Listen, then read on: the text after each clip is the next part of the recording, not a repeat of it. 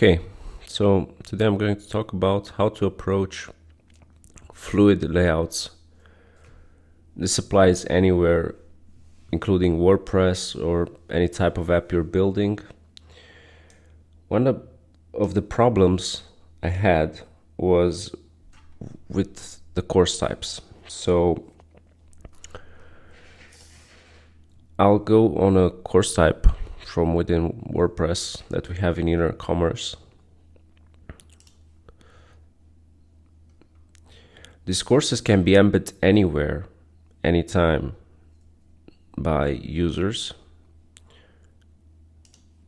And because the design was done responsively, the mobile was kicking in only when the media queries were kicking in. For example, this one. Now, that one should also kick in when the space that is available is limited. So, for example, if I go, now this is done, but if I would have made this, for example, have a specific width, let's say 400 pixels, my script will kick in only on media resize. It doesn't kick in on mutation change or things like that. It's just strictly media. It's just strictly rotation change and when the screen is resized, and on load, of course. And you can see, because the space where this component is small, it adjusted to the mobile design. To do this, I created a system that I called Data EC MediaQueryBreakpoints, and I've adjusted all my code in a specific format where this is happening. So if you want to build a fluid layout where media queries kick in when the element that contains your content is at a specific breakpoint, this is how you need to approach it. This type of system does not have an universal solution at the moment. I've tried to use variables in media queries. I've tried to use env variables in media queries. Nothing succeeded. So I had to build something with JavaScript. I wanted to avoid using JavaScript entirely, but at the end of the day it was not possible. So I created a simple system that goes at a component level. There is, like I said, there is no universal solution, and the system you're building needs to achieve something similar and needs to be oriented towards your app. Because I've put everything at a component level because that's the main thing that goes into the app, right? Like, the components are what usually dictate that need to be fit in somewhere. If I would build something universal, I would have to register each individually, but in my architecture, I just know that I use this on every component, most likely. So I just made it at a component level. So when this is in it, because this, anytime the inner commerce app is in it, if this is not a registered event, if this is a registered event, this just stops. And it's bind on window, resize, and orientation change off, and then on. Because people might resize the browser slowly, I wanted to have a quick throttle. So I just made a very simple system to throttle, where if the throttle is not like done, oh, and here this could be even improved to be better, but I like this. Right. So when the throttle timeout is not false, it's being cleared, and then a new timeout is set. So when the event is triggered, what I do is I take each component, and this is just to check if it follows a specific standard. And then I set the container attributes. I go through each property map. Here I have the width of the container, and if the width target is smaller or equal to the container width, then the query breakpoints are added into my list. So these are the breakpoints that I'm using. For example, here, data EC media query breakpoints is empty. Now, if I go here, this one, I think, yeah, I'll increase this to 500. I'll just resize so it triggers.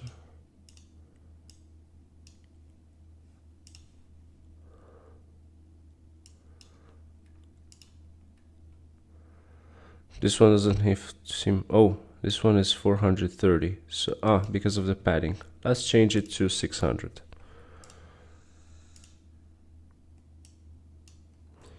You can see the breakpoint here, data EC media query breakpoint small, right? Let's make it higher. Let's say 900.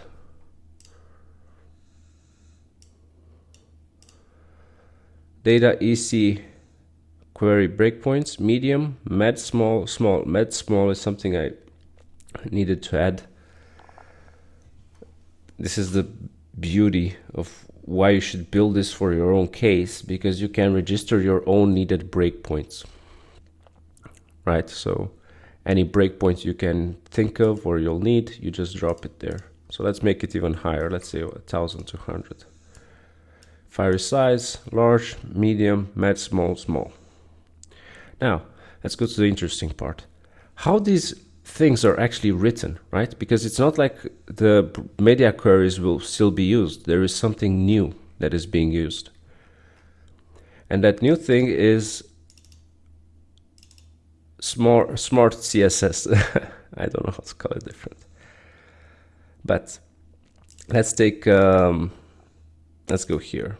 I had to reorganize all the CSS so that I could do this, because everything now needs to come from this, right? So I cannot just put a media query somewhere, because I need to get the CSS to point from here. So for example, let's just take it smaller. I will make this, let's say 500 pixels.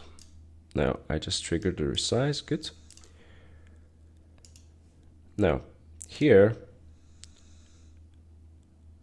data EC component course, not data EC media query breakpoint medium. So this one is on the certification. So let's go on the certification. Great, this one. So that component does not have data EC media query breakpoints medium. This is the equivalent of a media query of max width. So the equivalent of this would be media max width. I think like this one would be, right?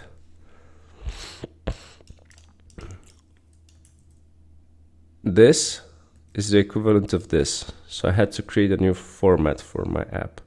Now, this is min width. This is max width. There's also a way to combine them. It's not that intuitive, but I mean, for someone that doesn't use a lot of data attributes, it's not intuitive. But let's look. I don't even know where I put it. I think it's in here.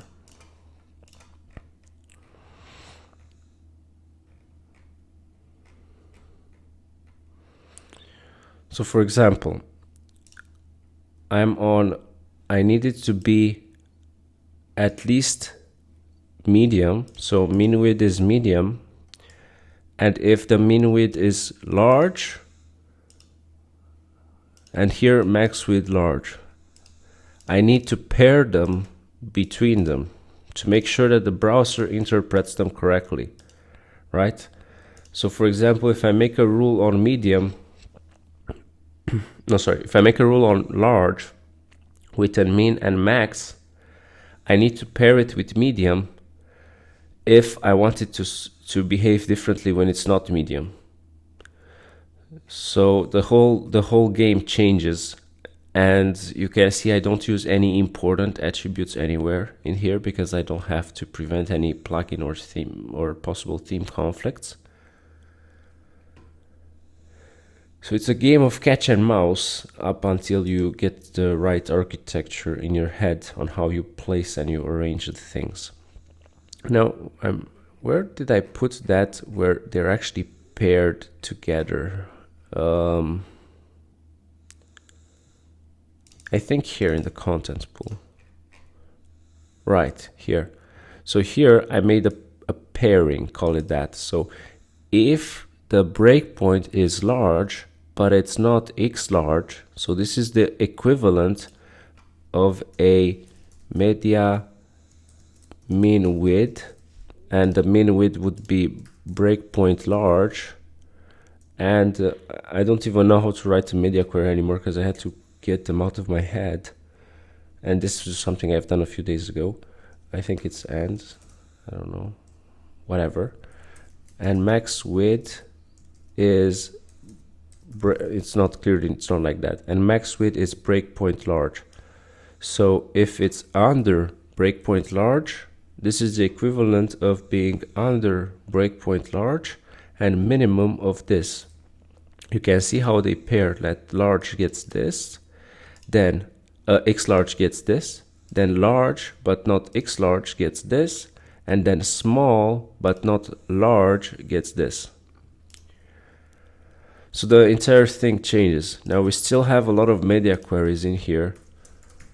In this case we still have 32, let's change the CSS, 14 matches that still need to be changed across various things, but it's not a priority as the system needed to be done on the courses as a priority. And also at the whole component levels there's 62 matches. In total there were over 300 matches. No, not 200 something matches, and now it's less than 100. In time this will be adjusted. Here this is some CSS from the admin. The breakpoint can be adjusted at one point to be used the standard one. So yeah, this is the system, and this is how the media queries should be approached in my opinion if you want to build something that uses a fluid layout. You should, even if someone comes up with a library, you should not use it. You need to build your own. If you cannot build your own library to do this, then you should not use this kind of technology, because the performance aspect of constantly putting these things and making them move and getting them right is a kind of dramatic. So you need to think about it very clearly. And if you like, just think about it. This is like less than 65 lines. It's 65 because the way of how I organized it. But this system, this thing can be written even in 20 lines, depending on for what you use it and for how your project is structured. Anytime you want to use fluid media queries in your project, you need to architect your own system and dictate what types of boxes need to get this. So yeah, that's pretty much it.